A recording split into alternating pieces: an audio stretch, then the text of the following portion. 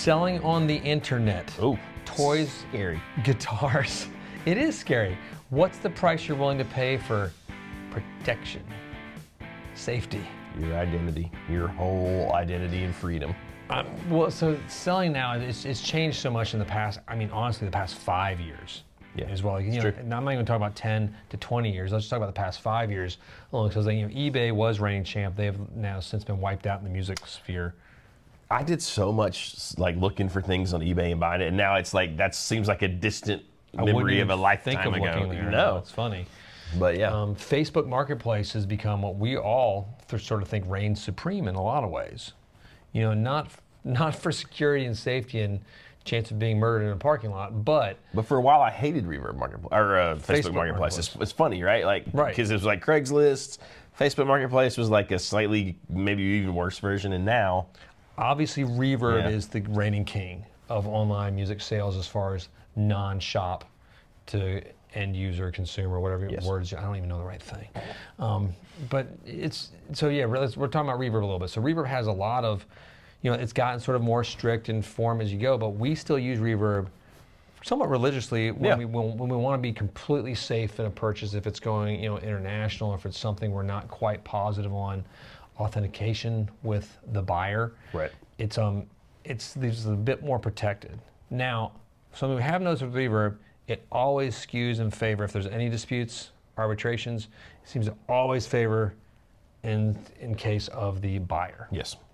Which is, we're selling more than we are buying, which it annoys us. I get why they do it, because that's where their commission's coming from. Right. Even though the product is coming from the seller, but the commission and the payout is coming from the buyer, they want to keep that happy. Yeah. Even when stuff's crazy. But let's talk about the steps now. You gotta go on, you gotta create your account, obviously. Yes. You're gonna need a photo ID. You might need a social security. You're gonna have like a multi-step verification to get through. So it's a little bit harder to do this than to vote. I'd imagine, which is okay. It's there's a lot of chatter about that over the past few years. It's been a thing, but no, it's a little bit tougher. But again, the protections that come might be worth it. I think so, right? I mean, I love to put my social security number and ID into the internet. I do it every chance I get. This is where we should like pause and have the sponsored by ExpressVPN. Yes. We're not that savvy. No, we're not so there there's yet. an identity verification. The sellers must provide personal details such as name, address, date of birth, government-issued ID. Sole proprietors and individuals have to provide personal and bank information as well. Incorporated businesses must submit additional business and related documents, employer identification numbers, business registration details, tax ID in certain respects. There's a verification partner. Reverb uses Trulio or Trulilo. I can't even pronounce it all the time. And so that there's another firm that's jumping in now to sort of validate your identification. There's the pending process, which is next, where you're gonna have to wait a little bit. So you can't just be like, I want to sell on Reverb today. Bam, it's done. It is fast, but it's not that fast. Man.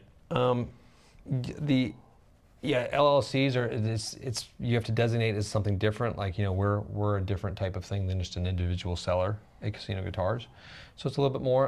But I feel pretty safe using them. Yeah, I mean, how much of this is driven by safety and how much of it's driven by like the tax deal? I think it's a mixture. I mean, because it seems like there's a crackdown on gotta have all this stuff taxed, gotta have everything documented. There's no such thing almost as like sort of under the table or off the radar anymore. Like it's all if you're spending that money. And Reverb, when it first came out, like it was the jam. Like it was, and it's still, we still use it quite a bit. But it was like definitely like, it came out, it was back when it was with the original parent company of CME and the original owner who created it, who made this masterpiece. Yeah. It did sell to Etsy at one point, and then we started noticing like things changing slowly. Everybody that works there knows it too, this isn't a secret. Fees kept going religiously up from like, 4.5% and 5% to almost 10 now without bumps and without additional cost added on there. So, it's doubled. Yeah, like how much it costs to sell on it, because at 5% and that range, it's like that's awesome. Yes, you can sort of absorb that. 10%, you gotta be a little careful, especially if you're selling new pieces where the margins are slim as a tic tac. Right. That might be half your profit right there. Sure. You know, just so you have to. It's like, are you just clearing pieces, or what are you trying to do? You know, that's the tricky part. So what would you do? Do you sell Reverb? Just don't sell things. Just keep it all.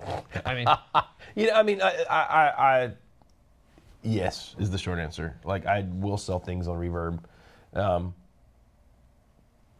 but I think the caveat for me is if it's something I think I can sell quickly locally on Facebook Marketplace, I'm going to forget Reverb. If it's something that is a little more narrow, not as broad in scope, then I'm going to put it on Reverb to get more eyes on it, because if that's the only way to get it out there to get it sold, it's worth the 10%. A lot of folks use it as a billboard as well, just to have their pieces seen, and then like, you know, they can figure out they connect later.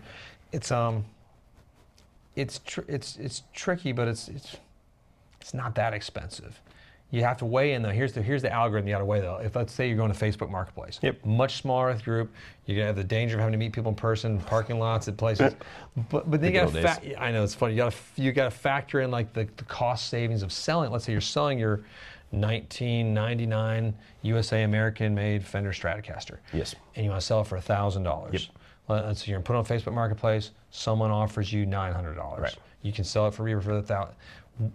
It makes more sense just to sell it on Facebook Marketplace right there. Right. Or if the offers change, you have to factor in that 10% right there, the hassle of shipping it, the possibilities of return, the possibilities of having to refund shipping.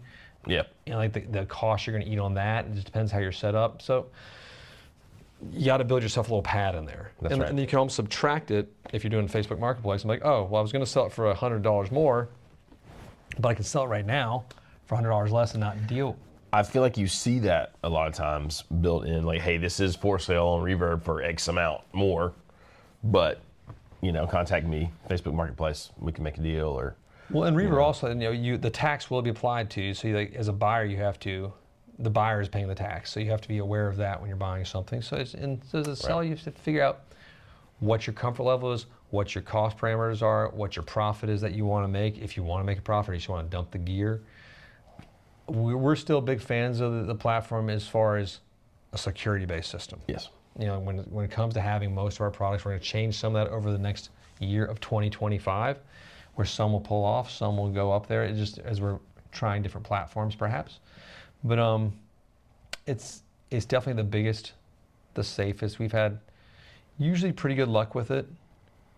We've had pretty great luck, I think, with it, as far as like even when things go a little wonky, we've actually come out pretty good on most scenarios. And I think if you're an individual and you're comfortable shipping, there's really nothing else like it. You know, it's the way. The biggest thing I hear when people come to us and want to put things on consignment or sell them to us as well, I just don't want to deal with shipping stuff from Reverb, and you know what I mean. Or I don't want to deal with like talking to people about you know all the questions. So I feel like that's all the Facebook Marketplace too. You know, I like the videos on the Facebook Marketplace. It was like people reenacting that in real life. If that was a real way, hey, is this still available? And then they're just gone and stuff. I mean, there's a lot of that with Reverb too, honestly, because you'll respond and do things, and then it's just. That's just part of the deal, though. But it's nice. The platform's built. It's so intuitive. It's easy. It's orange, which I kind of find enjoyable for some reason. Why is that? It is enjoyable. It's enjoyable. It's like all the restaurants have red and white. Reverb. Orange is just relaxing. It's a nice, relaxing orange. I like it. It's a good orange. So it's you know, it's probably the best bet right now. But you're going to pay for it. Yeah. And you're going to pay for it with a little bit of your information having to be shared and out there with different sources. I feel comfortable doing it. You're probably going to feel comfortable doing it.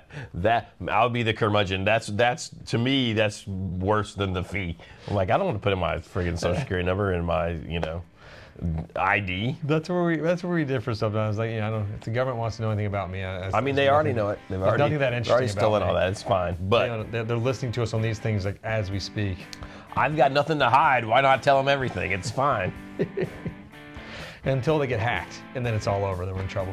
No, so let us know your thoughts, your experiences, your journeys with it. If you've enjoyed it as it's changed over the years too, from the pre-Etsy days to the now, and just your thoughts really. Just like if you've had a great time or a sour time. Cheers. Oh, click like, subscribe. Hit the bell. Have a wonderful day. Peace be with you all, and we'll talk to you soon. Drop your social security in the comments. Right here.